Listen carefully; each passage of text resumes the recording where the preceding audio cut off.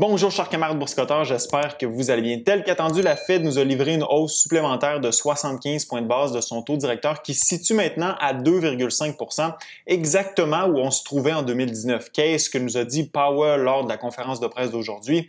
Qu'est-ce qui nous attend pour la suite? Comment expliquer la réaction des marchés? C'est ce dont je vous parle dans la vidéo d'aujourd'hui. Avant de commencer, je vous rappelle que vous pouvez vous abonner à ma chaîne pour 4,99 $ par mois. Ça vous permet de soutenir mon travail, vos commentaires sont mis en évidence et vous pouvez participer et réécouter les lives qui se tiennent au moins 2 fois par mois. C'est une bonne manière d'échanger, d'analyser des sujets que je n'aborde pas nécessairement dans les vidéos publiées sur ma chaîne. D'ailleurs, le prochain direct est demain, jeudi. D'abord, commençons par analyser la réaction du marché. Tous les indices ont terminé la séance dans le vert. Le S&P a grimpé de 2,62 %, le Nasdaq de 4 % et le Russell 2000 de 2,55 %. Le S&P a même rebondi de 10 % depuis son creux du 16 juin dernier. Qu'est-ce qui explique ce rebond vigoureux sur les indices? Les marchés pensent que la Fed est sur le point d'en finir avec les hausses de son taux directeur. Les investisseurs s'attendent à 50 points de base pour septembre, 25 pour novembre et 25 en décembre, ce qui porterait le taux directeur de la Fed à 3,5 % à la fin de l'année. Pour l'an prochain, les marchés anticipent soit un maintien des taux ou une baisse de ceux-ci. Pourquoi les marchés sont-ils aussi optimistes? Parce qu'ils croient que le problème de l'inflation est derrière nous, que le sommet inflationniste a été atteint, ce qui permettra à la Fed d'être plus douce dans le resserrement de sa politique monétaire. Autrement dit, les marchés ont interprété comme étant accommodant ou dovish le discours de Powell lors de sa conférence de presse de cet après-midi. Le marché semble entrevoir un potentiel pivot de la Fed. C'est ce qui explique la frénésie sur les différentes bourses en cours de séance. Mais qu'en est-il vraiment? Pour ma part, j'ai interprété le discours de Powell comme étant plutôt agressif compte tenu de la façon dont s'est positionnée la Fed. Au regard des prochaines rencontres du FOMC, il est vrai que la Fed semble en apparence moins agressive. Tout comme l'a fait la Banque centrale européenne la semaine dernière, la Fed laisse tomber la forward guidance. C'est ce que ça signifie en fait, c'est que la Fed ne signalera plus à l'avance ses prises de décision comme elle le fait habituellement afin d'éviter les surprises et réduire la volatilité sur les marchés. Par exemple, pour la rencontre d'aujourd'hui, la hausse de 75 points de base avait été signalée dès le mois passé. Si la Fed agit de la sorte en laissant tomber la forward guidance, c'est parce qu'elle navigue en eau trouble. Elle n'a aucune idée où s'en va l'économie et a besoin de plus d'informations pour prendre ses décisions. Pour la rencontre de septembre, Powell nous a dit que la décision sera prise en fonction de la publication des données de l'inflation et de l'emploi au cours des 2 prochains mois. Le marché a interprété ça comme un relâchement, contrairement aux autres rencontres où Powell nous annonçait les hausses de taux à venir à l'avance. C'est un couteau à double tranchant parce que la Fed est maintenant plus imprévisible. Powell a tout de même ajouté que des hausses de l'ampleur de celles annoncées aujourd'hui pourraient être de mise en fonction du développement économique lors de la prochaine rencontre. Donc, les hausses de 75 points de base ne sont pas nécessairement terminées. En d'autres mots, ce n'est pas impossible que les anticipations du marché soient dépassées dans le futur. En fait, si les conditions financières sur les marchés continuent de s'améliorer comme on le voit depuis quelques jours, la Fed aura toutes les raisons pour réaffirmer son agressivité. Rappelez-vous que la Fed ne veut pas voir les marchés monter présentement. C'est tout le contraire. C'est d'ailleurs ce qui me porte à croire qu'il ne s'agit que d'un bear market rally.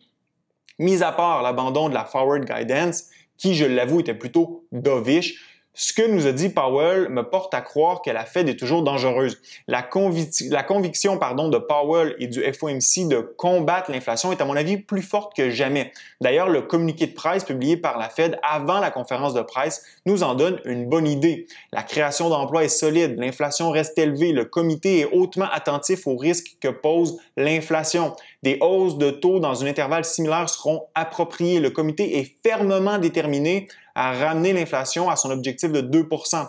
Même qu'en ouverture de sa conférence de presse, Powell l'a répété, le marché de l'emploi est en surchauffe et l'inflation est trop élevée. Rien de tout ça ne m'indique que la Fed voit son combat contre l'inflation sur le point de se terminer. Un autre élément qui m'amène à penser que le travail de la Fed est loin d'être terminé, c'est sa volonté de ramener l'inflation à 2 %. On est vraiment loin du compte, camarades. L'inflation aux États-Unis est à 9,1 %, l'inflation de base à 5,9 %. La détermination de Powell s'exprime à travers le fait qu'il a dit en conférence de presse qu'il est nécessaire de ralentir la croissance, d'assouplir les conditions du marché du travail de se concentrer sur la baisse de l'inflation parce que la stabilité des prix est le fondement de l'économie. Une inflation sous contrôle est nécessaire pour atteindre une période soutenue où le marché du travail est fort sur le long terme. Je vous traduis le tout. Powell est prêt à aller en récession et faire mal au marché du travail afin de ramener l'inflation sous contrôle. Honnêtement, après avoir commencé à y faire référence il y a quelques semaines, Powell est présentement en train de mettre son costume de Paul Volcker.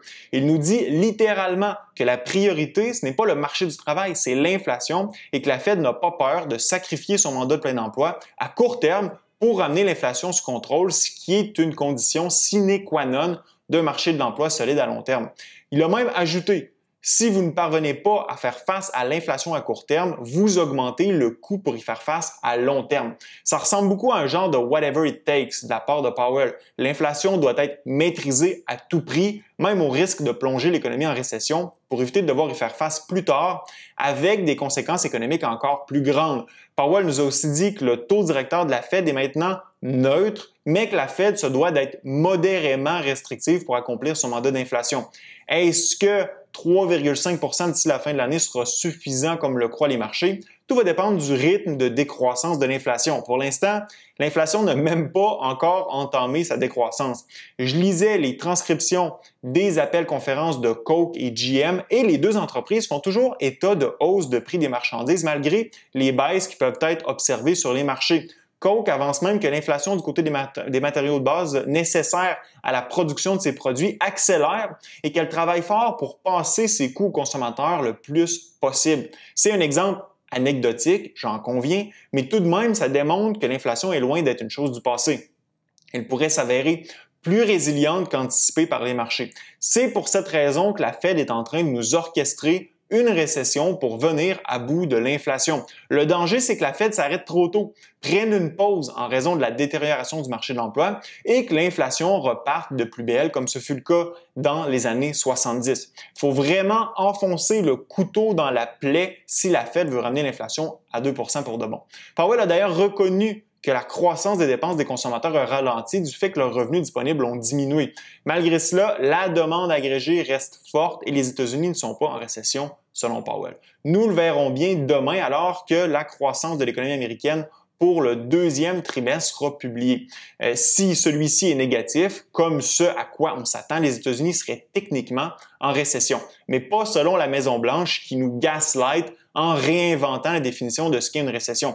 Au lieu de faire du patinage politique, ce serait quoi d'avoir une communication honnête en affirmant seulement qu'une récession technique n'est pas quelque chose qui vaut la peine de s'inquiéter pour X ou Y raison.